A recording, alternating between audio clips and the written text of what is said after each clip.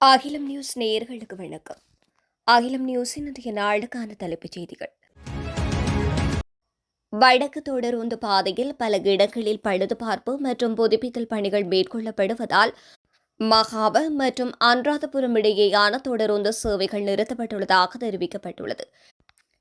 அதேவேளை இந்த காலகட்டத்தில் கொழும்பிலிருந்து மகாப வரையும் அனுராதபுரத்திலிருந்து யாழ்ப்பாணம் மற்றும் காங்கேசன்துறை வரை தனித்தனியாக தொடருந்துகள் தொடர்ந்து இயக்கப்படும் என்று தெரிவிக்கப்பட்டுள்ளது.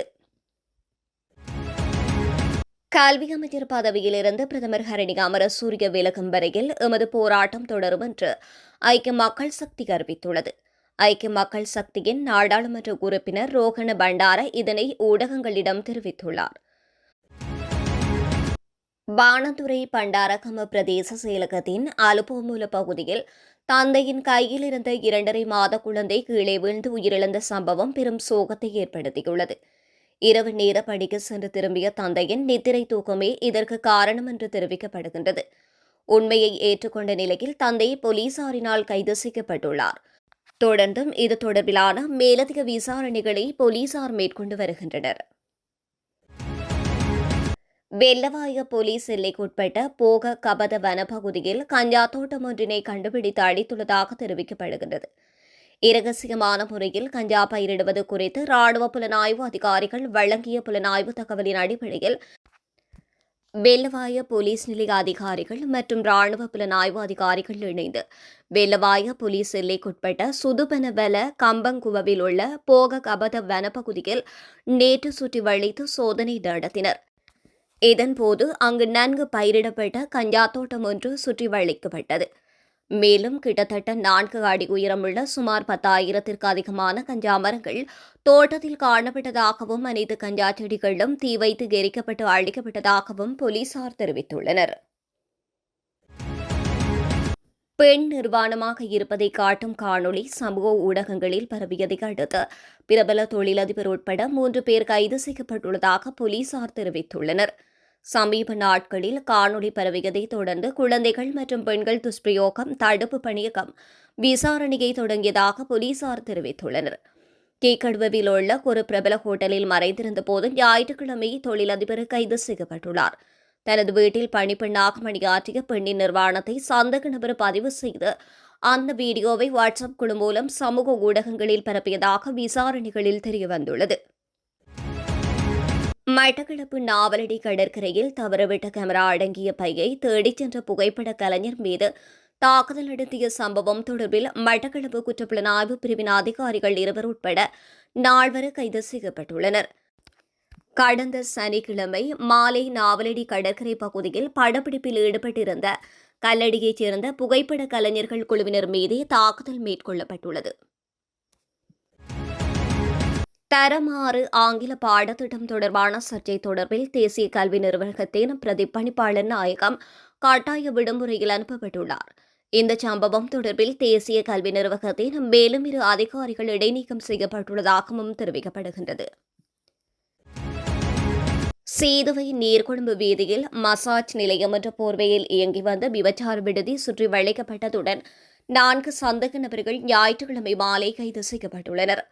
சீதுவை போலீசாருக்கு கிடைத்த தகவலின் பேரில் மேற்கொள்ளப்பட்ட சுற்றிவளைப்பில் சந்தேக நபர்கள் கைது செய்யப்பட்டுள்ளனர். மூதூர் போலீஸ் பிரிவுக்குட்பட்ட கிளிவெட்டி வைத்தியசாலைக்கு முன்னால் கார் மற்றும் மோட்டார் சைக்கிள் மோதி இடம்பெற்ற விபத்தில் ஒருவர் படுகாயமடைந்துள்ளதாக தெரிவிக்கப்படுகின்றது. திருகோணமலை மட்டக்களப்பு பிரதான வீதியில் நேற்று மாலை குறித்த விபத்து சம்பவம் இடம்பெற்றுள்ளது. விபத்தில் மோட்டார் சைக்கிளில் பயணித்த கிளிவெட்டி பாரதிபுரத்தைச் சேர்ந்த 68 வயதுடைய நபரே படுகாயமடைந்து கிளிவெட்டி பிரதேச வைத்தியசாலையில் அனுமதிக்கப்பட்டு மேலதிக சிகிச்சைகளுக்காக மூதூர் தள வைத்தியசாலைக்கு மாற்றப்பட்டுள்ளார். விபத்து தொடர்பிலான மேலதிக விசாரணைகளை மூதூர் போலீசார் முன்னெடுத்துள்ளனர். சிலாபம் வெள்ள பகுதியிலிருந்து கடலுக்கு சென்ற மீனவர்கள் 2 காணாமல் போயுள்ளதாக சிலாபம் போலீசார் தெரிவித்துள்ளனர். சிலாபம் வெள்ள பகுதியைச் சேர்ந்த 40 மற்றும் 44 வயதான 2 மீனவர்களே இவ்வாறு காணாமல் போயுள்ளதாக தெரிவிக்கப்படுகின்றது. இந்நிலையில் மீனவர்கள் இருவரும் சென்ற படகு கடலில் மிதப்பதைக் கண்ட மற்றொரு மீன்பிடி படகில் இருந்தவர்கள் குறித்த காணாமல் போன மீனவர்களை தேடும் பணிகளில் ஈடுபட்டுள்ளதுடன் இது தொடர்பில் கடற்படை மற்றும் மீன்பிடி திணைக்களத்திற்கு தகவல் வழங்கியுள்ளதாக தெரிய வருகின்றது. அனுராதபுரம் ராம்பேவ வீதியில் பரசன் கஸ்வேவ பிரதேசத்தில் பேனொன்று முன்னால் பயணித்த லோரி மீது மோதி இடம்பெற்ற விபத்தில் 5 பேர் காயமடைந்துள்ளதாக போலீசார் தெரிவித்துள்ளனர். குறித்த விபத்து நேற்றைய தினம் அதிகாலை இடம்பெற்றுள்ளதாக தெரிவிக்கப்படுகின்றது. விபத்தில் வேனில் பயணித்த 5 பேர் காயமடைந்து வைத்தியசாலையில் அனுமதிக்கப்பட்டுள்ளதாகவும் தெரிவிக்கப்படுகின்றது. ராஜபக்சவிற்கு சார்பான பௌத்த பிக்குகள் நாட்டின் பிரதான நகரங்களில் அமைதியின்மையை ஏற்படுத்தும் செயற்பாடுகளில் ஈடுபட தயாராகியுள்ளதாக இலங்கை புலனாய்வு தகவல்களை சுட்டிக்காட்டி லண்டனில் இருந்து இயங்கும் சர்வதேச IODPP அமைப்பு எச்சரிக்கை விடுத்துள்ளது. இலங்கை போலீசாரை அரசியல் அழுத்தங்களிலிருந்து பாதுகாப்பும் அமைப்பின் இணையத்தில் இது தொடர்பில் அதன் தலைவர் அஜித் தர்மபால மேலும் குறிப்பிட்டுள்ளதாவது: நாட்டினை போரின் பிடியிலிருந்து காப்பாற்றிய தலைவரின் பாரியாரான தேசிய தாயை சிறையில் இடப்படுவதை தடுக்கின்ற முயற்சியாகவே இதை ஏற்பாடு செய்துள்ளனர்.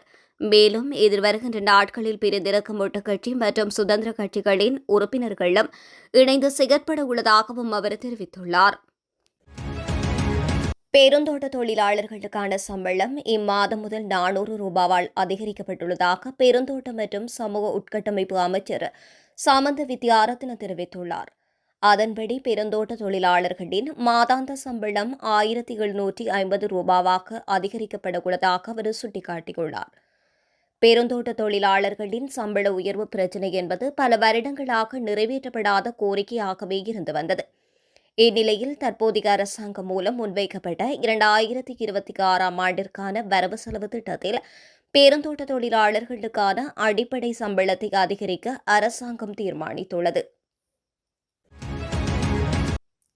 செம்மணி புதைக்குழி வழக்கில் ஏற்கனவே அகழ்வு இடம்பெற்ற பகுதியில் தேங்கியுள்ள வெள்ள நீரை அகற்றுவது தொடர்பில் நேற்றைய தினம் இடம்பெற்ற வழக்கு விசாரணையில் முக்கிய தீர்மானம் எடுக்கப்பட்டுள்ளது.